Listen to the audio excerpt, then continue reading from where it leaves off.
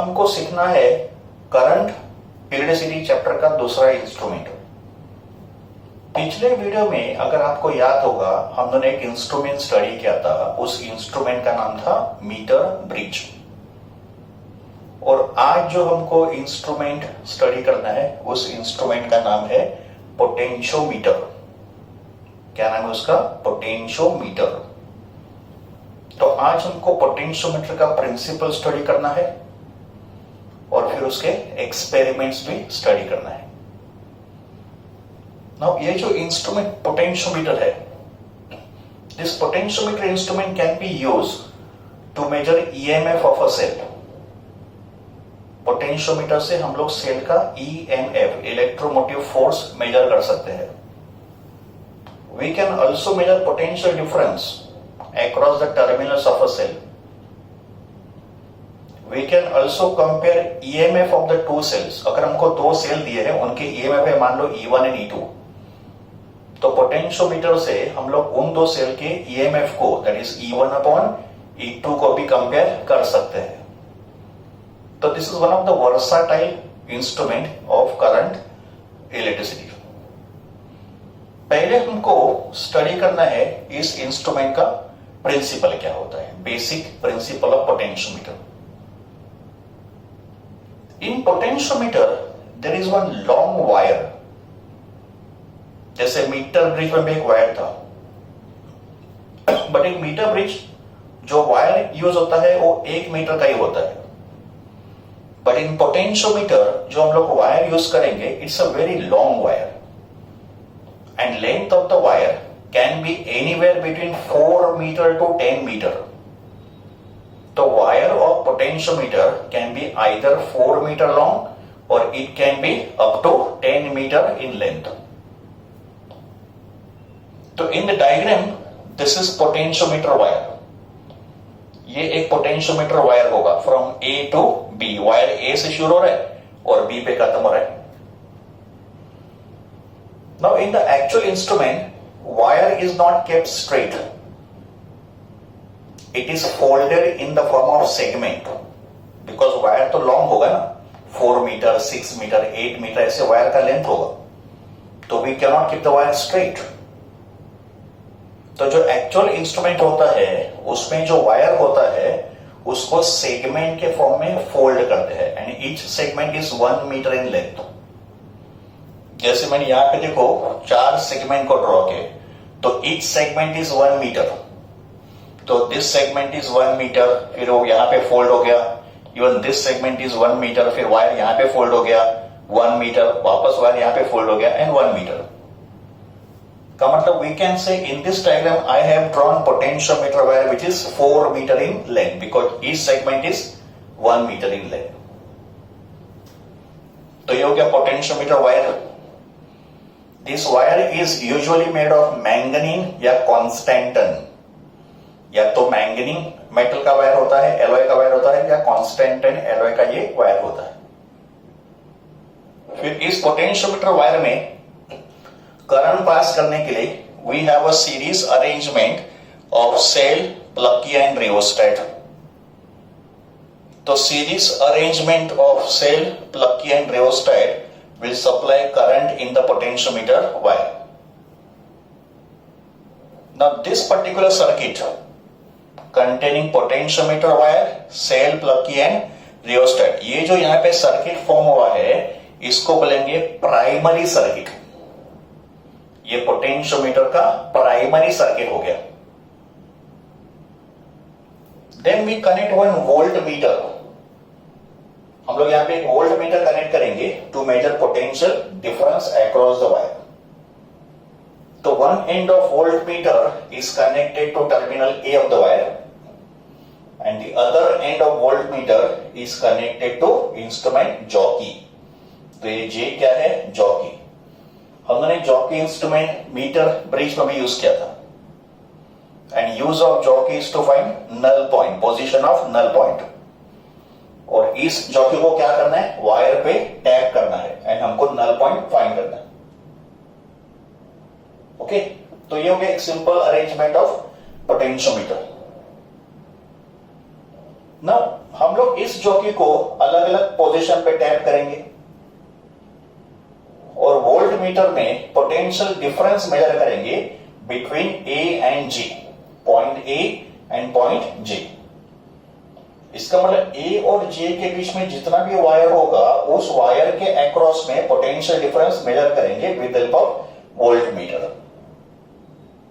तो this volt metre is used to measure potential difference across wire AJ. पर ये जो वायर एजे होगा उसका लेंथ वेरिएबल होगा, बिकॉज अगर मैंने जॉकी को यहां पे टैप किया तो ये बन गया वायर एजे यहां से यहां तक। अगर मैंने जॉकी को यहां पे टैप किया तो फिर यहां से यहां तक होगा वायर एजे। तो length of wire AJ is variable.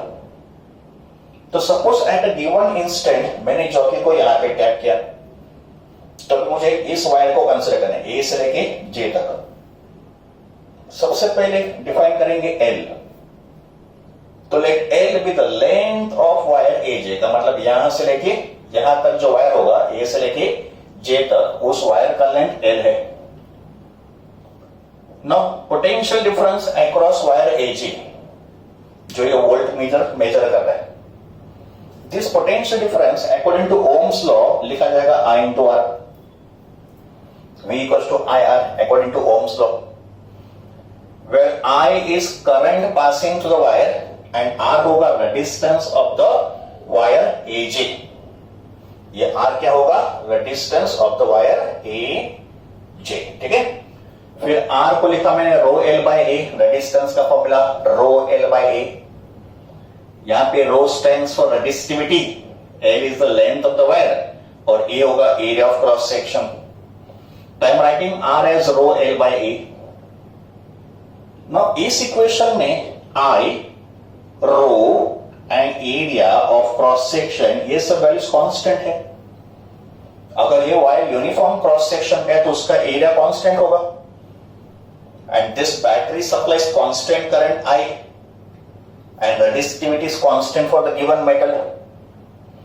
तो I, रो अपॉन A ये सब कांस्टेंट वैल्यूज है, इसको मैंने कॉल किया K और इस K को हम लोग बाद में डिफाइन करेंगे। अभी आप सिर्फ इतना याद रखो कि I rho upon A is called K।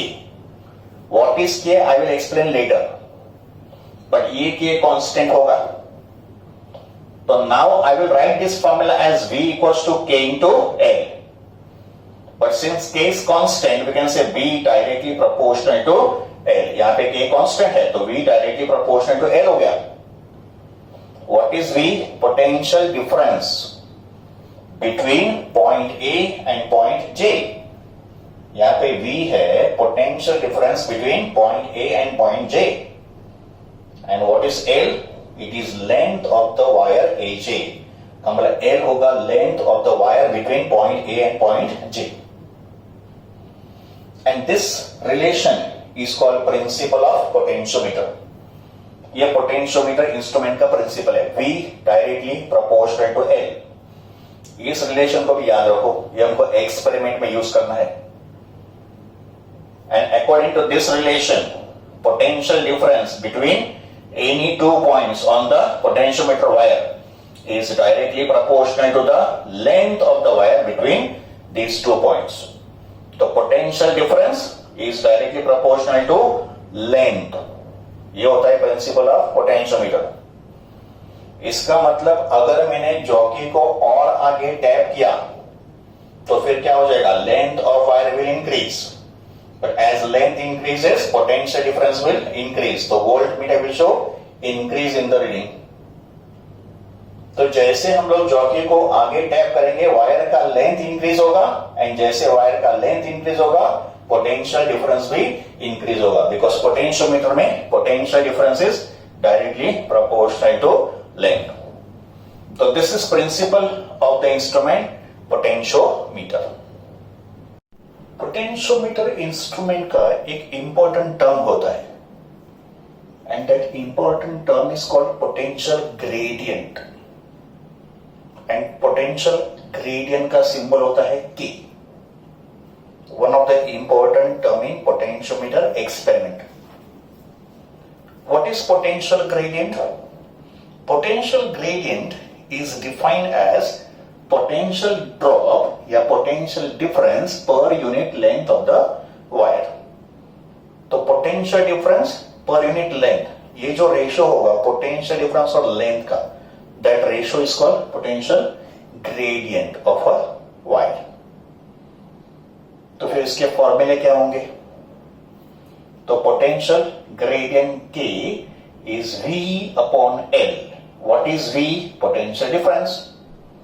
What is L? Length of the wire. फिर अगले स्टेप पे मैंने क्या लिखा? V को लिखा IR, Ohm's law, where I is the current passing through the potentiometer wire and R is the resistance of the wire. फिर ये जो R अपॉन L होगा, that is resistance per unit length, इसको हम लोग call करेंगे sigma. तो what is sigma? It's a constant which is resistance per unit length. और फिर I R अपॉन L को लिखा जा सकता है I rho upon E, where rho is called specific resistance या रेजिस्टिविटी. तो हमको पता है रेजिस्टेंस का फॉर्मूला होता है रो L अपॉन A. तो हमको यहां पे चाहिए R बाई L. तो what is R upon L? इस लेंथ को यहां पे डिवाइड कर दो तो R अपॉन L बन जाएगा रो अपॉन A. तो R अपॉन L को हटा के रो अपॉन A लिख दो. तो ये होंगे various equations of potential gradient. तो potential gradient is V by L या I R बाई L या I सिग्मा या I रो बाई E. फिर पोटेंशियल ग्रेडियंट का यूनिट क्या होगा? सिंपल यूनिट होगा. देखो it is V by L. तो V होगा वोल्ट में और लेंथ होगा मीटर में. तो SI unit of potential gradient is volt per metre. It is volt per metre. Instrument potentiometer is said to be more sensitive and more accurate if its potential gradient is small. तो अगर K small होगा, अगर potential gradient का value small होगा तो potentiometer sensitive भी होगा और एक्यूरेट भी होगा. और एक K स्मॉल होने के लिए लेंथ कैसे होना चाहिए? लार्ज होना चाहिए, है ना, बिकॉज K का फॉर्मूला क्या है? V by L. तो K स्मॉल होने के लिए लेंथ कैसे होना चाहिए? लार्ज होना चाहिए. तो K will be small when length of the wire is large. इसका मतलब पोटेंशियोमीटर इंस्ट्रूमेंट का sensitivity and accuracy depends upon length of the wire. तो जितना वायर लॉन्ग होगा उतना पोटेंशियोमीटर डिवाइस सेंसिटिव भी होगा और एक्यूरेट भी होगा. तो for this reason wire used in potentiometer is always very long wire. तो ये हो गया पोटेंशियल ग्रेडियंट का डिस्कशन.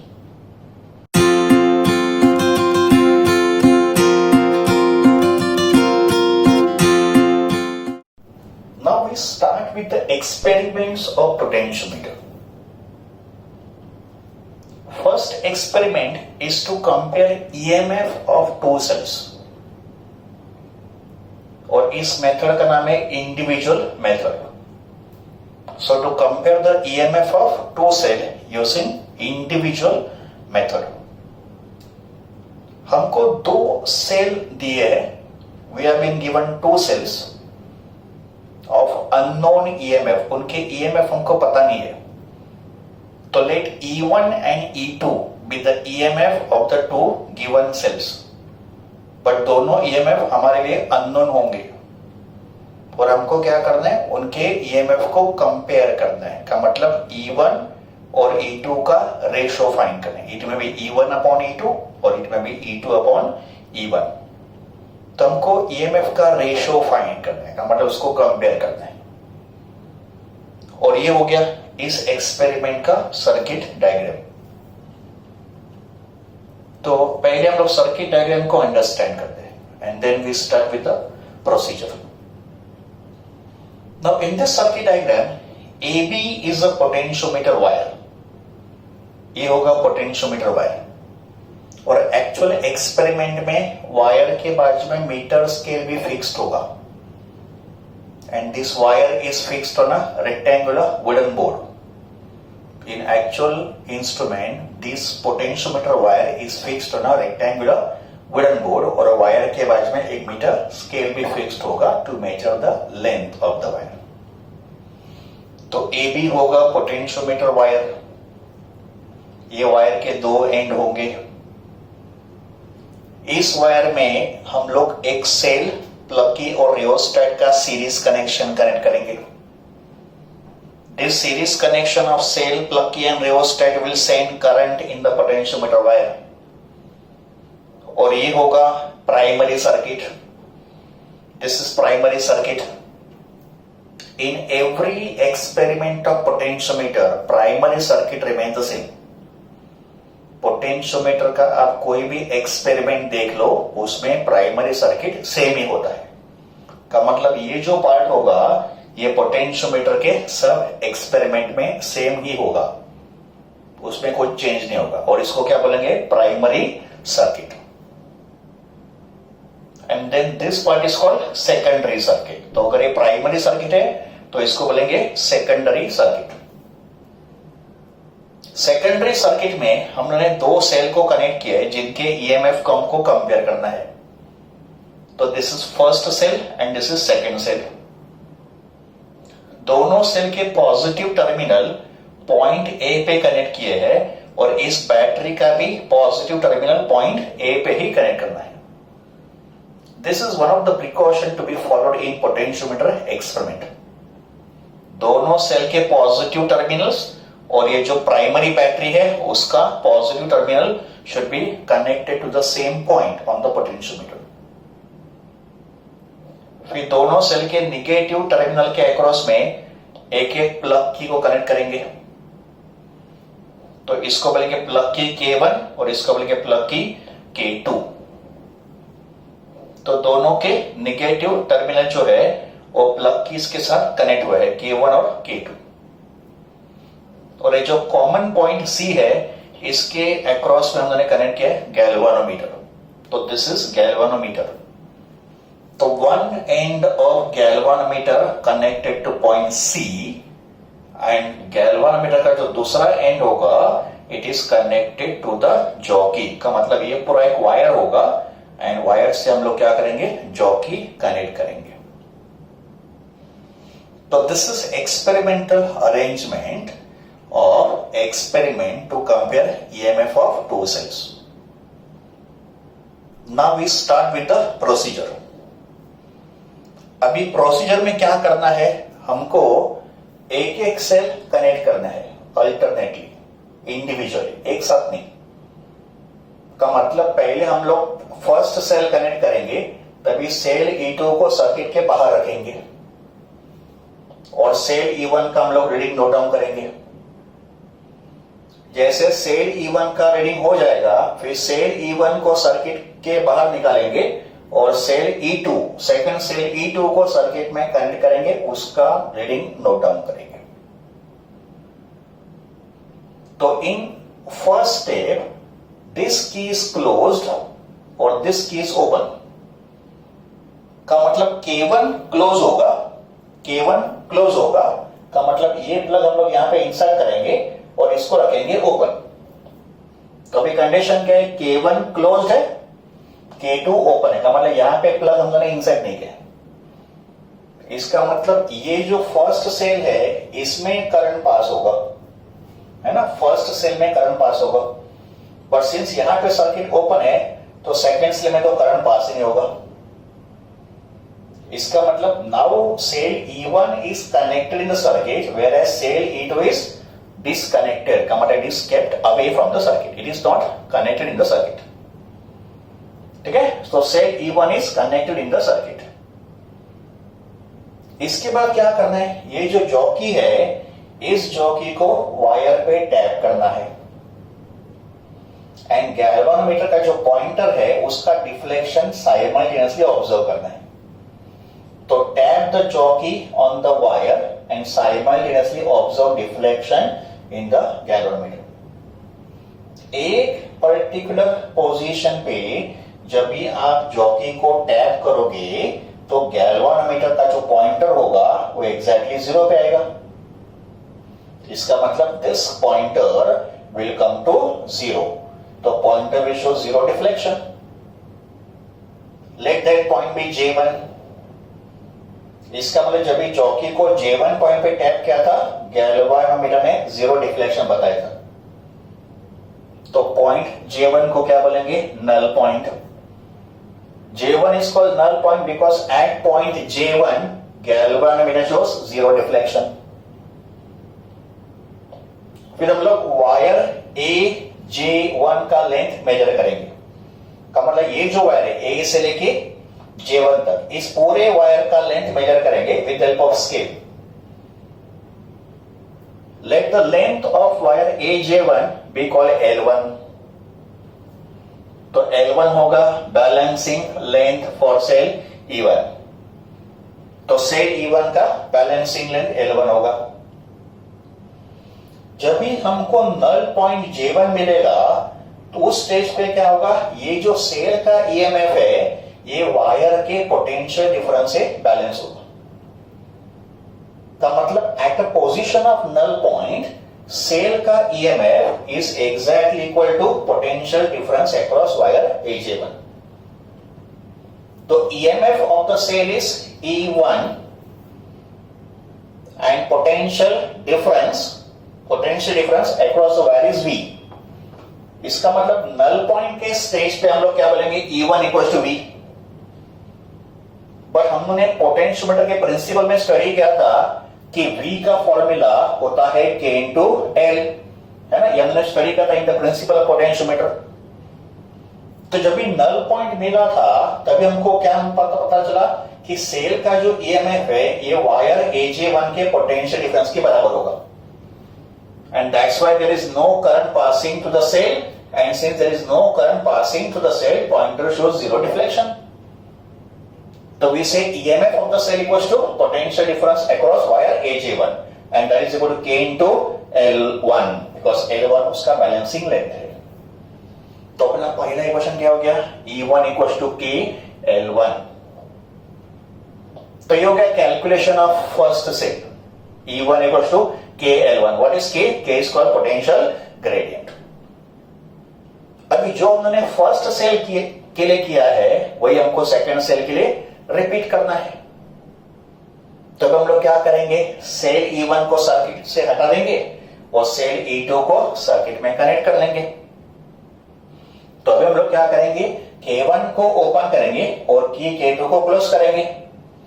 तो अभी सेकेंड पार्ट में this K1 is kept open and this K2 is close. यहां पे प्लग की इंसर्ट करेंगे. तो अभी क्या है situation? K1 open and K2 closed. इसका मतलब E1 is disconnected and E2 is connected. इसका मतलब अभी जो करंट पास होगा वो E2 में से पास होगा लाइक दिस, और E1 में से करंट पास नहीं होगा. अगेन टैप द चौकी. अभी वापस आप चौकी को टैप करो and find out the point eight which galvanometer shows 0 deflection. तो इसको बोलेंगे नल पॉइंट. इसको मैंने कॉल किया J2. तो J1 is position of null point for cell E1 and J2 is position of null point for cell E2. Now once we get this null point, what do? We measure the length of wire AJ2. इसका मतलब A से लेके point J2 तक जो wire है ना, इस पूरे वायर का लेंथ मेजर करो and let that length be L2. तो what is L2? It is balancing length for sale E2. ये जो AJ2 होगा जो L2 के बराबर है, ये सेल E2 का बैलेंसिंग लेंथ हो गया. इसका मतलब सेल E2 L2 लेंथ पे बैलेंस हो गया. वापस नल पॉइंट पे क्या होगा? इस सेल का EMF इस वायर के पोटेंशियल डिफरेंस के बराबर होगा. तो what do we say? EMF of the second cell equals to potential difference across wire AJ2 and potential difference across the wire is K into L होता है, पर यहां पे लेंथ है L2. तो सेकंड सेल का फॉर्मूला क्या होगा? E2 equals to K L2. तो इसको बोलेंगे इक्वेशन नंबर 2. तो equation 1 is for the first cell and equation 2 is for the second cell. तो हमने क्या किया? पहले फर्स्ट सेल को कनेक्ट किया और उसका नल पॉइंट फाइंड किया, फिर उसका बैलेंसिंग लेंथ को कॉल किया L1, फिर हमने क्या किया, सेल E2 को कनेक्ट किया, उसका नल पॉइंट फाइंड किया ऑन द वायर, फिर उसका बैलेंसिंग लेंथ को कॉल किया L2। अभी हमको क्या करना है, इन दो सेल के ईएमएफ को कंपेयर करना है, कॉमन रेशियो लेना है। तो बस अभी इक्वेशन 1 को इक्वेशन 2 से डिवाइड कर दो। तो इफ आई डिवाइड इक्वेशन 1 पे equation 2, I will get E1 upon E2 equals to L1 upon L2, है ना, डिवाइड करो, E1 upon E2 equals to L1 upon L2।